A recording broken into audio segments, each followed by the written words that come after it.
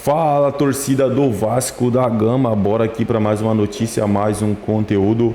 Vasco da Gama que se movimenta pra caramba no mercado da bola, é um dos grandes aí que está, muito ativo no mercado. Vamos aqui com informações do programa SBT Esportes Rio, créditos totais ao canais da SBT.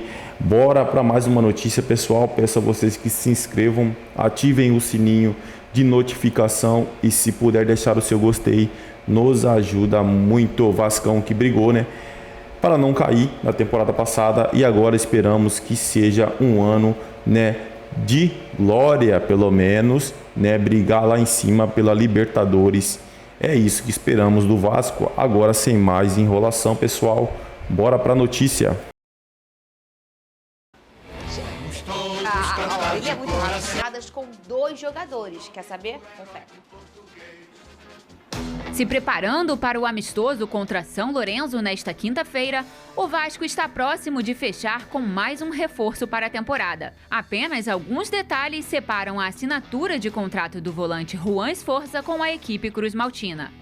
Também fazendo pré-temporada no Uruguai, o técnico do Newell's Old Boys confirmou a saída da joia argentina.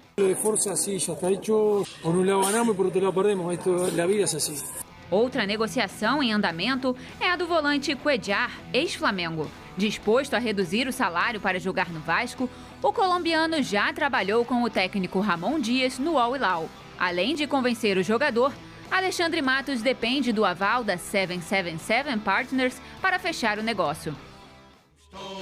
Para fechar o negócio, é um negócio? Como que a gente pode chamar essa relação entre Cuéllar hoje e Vasco da Gama, Lucas Pedrosa? Vou te dar um exemplo aqui e que a gente tem aqui um cara que sabe muito disso. Por exemplo, o Flamengo, antes de fazer uma proposta oficial a qualquer jogador, ele liga para os caras, ele pergunta, ele consulta. Isso faz parte do entendimento de mercado para você poder fazer uma proposta para aquele atleta. Então, o que eu sei do Cuéllar, como eu já falei aqui e já falei nas minhas redes diversas vezes, o jogador já se mostrou disposto a vir, já houve o contato da comissão técnica com ele para entender valores, para entender o investimento que precisa ser feito. Ele é muito fã do Ramon Dias, eles são caras que têm um entendimento ali, uma harmonia muito grande, não só do Cuéllar com o Ramon, mas com toda a comissão técnica do Vasco da Gama. Mas para você fazer negócio, para você fazer proposta oficial, você precisa do aval da empresa. Então hoje o Vasco ainda busca esse aval da empresa, é um pedido da comissão técnica, é um jogador que essa comissão entende como um cara que seria, digamos assim, um ponto final, pelo menos no time titular do Vasco da Gama para iniciar essa temporada. Então é um jogador que com certeza a comissão técnica vai brigar, entre aspas, para tentar trazer o Cuéllar até o fim.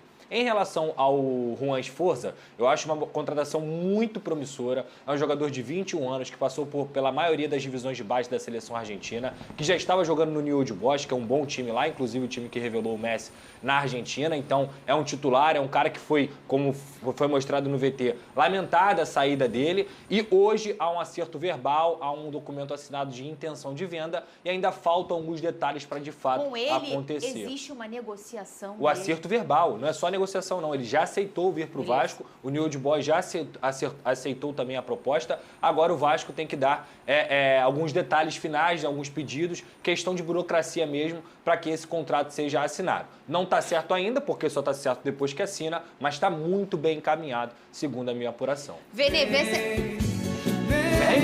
Tem jogador assim que pode fazer as duas funções como volante, tanto o primeiro quanto o segundo, sabe acelerar jogo, sabe cadenciar quando é preciso. Essa experiência e esse entendimento da comissão, que também ligou para conversar com o Juan Esforza, que é algo de praxe do Ramon Dias, é muito interessante. Então acho que é uma contratação muito promissora. Vê se o povo vai entender bem aqui a minha comparação. Aí imagina só que a gente tem aqui nossa equipe aqui. Aí a gente tem um amigo que a gente acha muito bom. Vamos chutar aqui o Brownie, queridão, bom comentarista e tal, e abre uma vaga aqui. A gente começa a telefonar, pô, Brownie, isso é um exemplo, tá? Aí Vene liga pra ele, Pedrosa liga, eu ligo, vambora, tal, pô, aqui é muito bom. Mas a gente precisa do aval do Big Boss. Perfeito. Ele precisa pegar um contrato do Silvio Santos, mandar pro Brownie, para ele assinar, para negociar. Aí existiria uma negociação. Mas enquanto só a gente telefona... É interesse. É um interesse. É exatamente isso que está acontecendo com o Cuejá.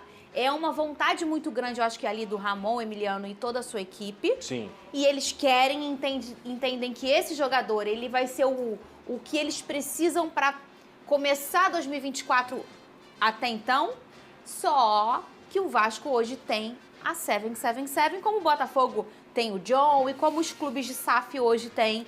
E até mesmo se não fosse uma SAF, Vini, teria que ter o clube ali dando aquele o presidente, carinho pro presidente. Isso tá? me lembra muito o caso Gabigol e Corinthians, quando o presidente do Corinthians disse, não... Foi parecido? Parecido não, tá indo bem, só falta o ok deles. Do Gabigol e do Flamengo. Pô, é porque você tava de férias. Foi não, que nem, eu dei um exemplo aqui. Eu também quero sair com a Débora Seco, só faltou o ok dela. Então, esse é o caso. Então, assim, eu acho que o torcedor vascaíno ele precisa entender isso, que hoje existe um dono. O dono é 77. Se o dono não quer, não adianta brigar. Nem é o caso de não querer. E eu posso até ser sincero, a partir do momento que você faz um investimento alto nesse jogador, que é basicamente da mesma posição, isso pra mim, olhando o cenário, não que eu seja a favor ou contra isso, mas olhando o cenário, diminui muito, drasticamente, a vontade da 77 em fazer um investimento para contratar o Cuejá. Porque seria esforço que vocês estão falando. É, né? Exatamente, porque seria dois grandes investimentos numa mesma posição. Eu acho que o Vasco não vai fazer isso, analisando o mercado.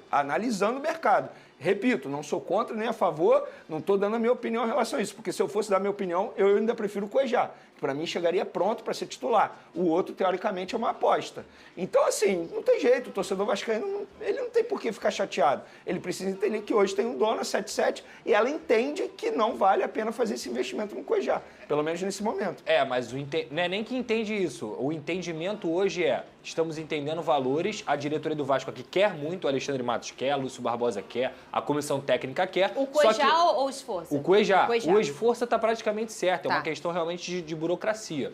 Agora, em relação ao Cuejá, o que acontece? É um processo de convencimento. Eu vou dar um exemplo aqui qualquer, e o Vene sabe disso, porque também acompanhou muito a negociação. Para você fazer um investimento de 30 milhões no Adson, você tem que ter o aval da empresa, porque são 30 milhões de reais. Para você fazer o investimento no João Vitor, que é do Benfica, você tem que ter um aval da empresa. Só que antes de ter esse aval da empresa, ao invés de você gastar cartucho e falar assim, estamos querendo esse jogador aqui, vamos ver o que vai acontecer. Não, você chega para a empresa e fala assim, estamos com essa situação aqui bem encaminhada. A gente pode dar prosseguimento nisso aqui? Show. Porque é assim que acontece. O clube associativo é diferente da SAF. Você tem etapas, você tem processos, não tem jeito. E a gente pode ver esse exemplo seu que você falou no Fluminense e Botafogo e Vasco.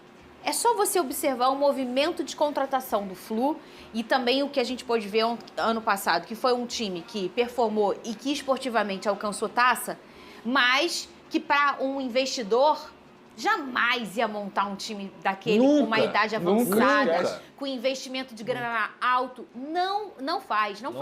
Mas se você parar e analisar, se o cara estiver pensando em dinheiro, ele não está errado. Não entende? Tá. Tem um bom ponto que você trouxe ontem. É. Mas qual é a garantia que ele vai ter de que vai ser campeão? Exemplo, ano passado ninguém botava o Fluminense como um dos grandes favoritos a ser campeão da Libertadores. Inclusive ou até mesmo no Campeonato Brasileiro. Sim, pô. A gente falava aqui, a imprensa paulista debochava. Quem fazia isso é desconhecimento de futebol. Desconhecimento de futebol, porque o Fluminense sempre teve um bom time e depois que fez as contratações que fez, eu sempre falei aqui no programa, o Fluminense é candidato a título. O Fluminense joga o melhor futebol do Brasil e é candidato a título. E eu vou te dizer, Vene, assim, se você for pensar por outro lado, o que um campeão da Libertadores fez com o valor do Nino? Fez com o valor do André? Fez com o valor do John Arias? Fez esses caras que, teoricamente, no mercado valiam X e hoje eles valem XX. Então, quando você é campeão, quando você chega longe, quando você tem uma equipe muito bem estruturada, você valoriza os próprios ativos que você tem, não só com garotos. Então, tudo isso acontece. Gente, o que a Copa do Brasil faz hoje? Ela é o campeonato que mais paga. Se você chegar longe nas finais da competição, se você chegar longe no Campeonato Brasileiro, na Libertadores, é por fase. Então, investimento em futebol, como você foi muito bem, eu acho que nenhum investidor vai fazer o time do Fluminense. Mas eu acho que no caso da 77, Pedrosa, eles entendem que eles conseguem... Quer dizer, é a minha opinião, isso não é informação não, tá, gente? Pelo amor de Deus. Eles entendem que montando um time com jovens e com potencial, existe a chance de título também. Eles estão errados. Então, eu também acho que eles estão errados. Falta experiência. E aí eu digo pra vocês uma coisa, a temporada de 2023 passa uma mensagem pro futebol brasileiro muito grande. que é um time que tinha grandes jogadores que foram encontrados no scout, que hoje é a grande inteligência do futebol, que foi o Botafogo, surpreendeu, porque ninguém esperava brigar por um título, né? Ninguém esperava o Botafogo brigando por um título, e o Botafogo brigou. Mas o momento em que ele patina... Pessoal, cara, esse é o problema de SAF, né, cara? Tipo, você não tem autonomia, né, ali os dirigentes ali do Vasco não tem total autonomia como tem os dirigentes do Corinthians, do Palmeiras, do Flamengo ali também, né, cara? Que os caras vai lá, né, vê se tem dinheiro em caixa, vai lá, faz a contratação. O negócio de SAF é que você tem que consultar tudo que você for fazer, você tem que consultar o dono da SAF, né? E assim, para ser bem sincero, eles estão demorando demais para desembolsar para o Vasco, cara. A 777 está demorando demais para desembolsar um dinheiro ali para fazer uma boa contratação para o Vasco, cara. Não dá para cometer o mesmo erro do ano passado, não dá para sair contratando jogadores meia boca, gastar dinheiro, bota 5 jogadores meia boca, junta o valor que você dá naqueles 6 jogadores meia boca, já dá uma contratação boa de mercado, né? E foi o erro, para mim foi o erro do Vasco, né? Pedro Raul, né? Foi jogador nem de uma temporada. Eu falo que Pedro Raul jogou o quê? No Goiás, fez alguns gols ali, já começou todo mundo a sondar o jogador e isso aumentou o valor de mercado, logicamente, dele, né? Se tornou um jogador disputado. O Vasco foi lá, contratou, deu no que deu, né? Então, assim, 777 tem que liberar uma verba maior para o Vasco fazer contratações. Cuejar, esquece aquele outro jogador. O jogador correto é o Cuejar. Cuejar é um volante de ponta, cara. É um cara que tem o quê? Liderança, né? E toma conta totalmente ali do meio campo ali, né? Da defesa. Ajuda muito. Eu lembro, cara, quando ele jogava no Flamengo, o cara segurava muito as pontas ali, né? Tinha vez que era ele lá praticamente como zagueiro. Então, assim, Vasco tem que focar em jogadores experientes, como o Cuejar. Não jogadores velhos. Experiência não quer dizer jogador velho. Jogador de 30, 40 anos, não. Tipo assim, focar em jogadores que, né, que tem uma experiência ali, não promessas, cara. Cara, promessas é um tiro só. Entendeu? Você dá um tiro só. Promessa, você nunca vai achar 10 promessas ali ao mesmo tempo. Nunca vai ter 10 caras ali que vai se tornar um Neymar, né, um Messi ali, né, muito alto, um patamar muito alto, mas assim, bom jogador.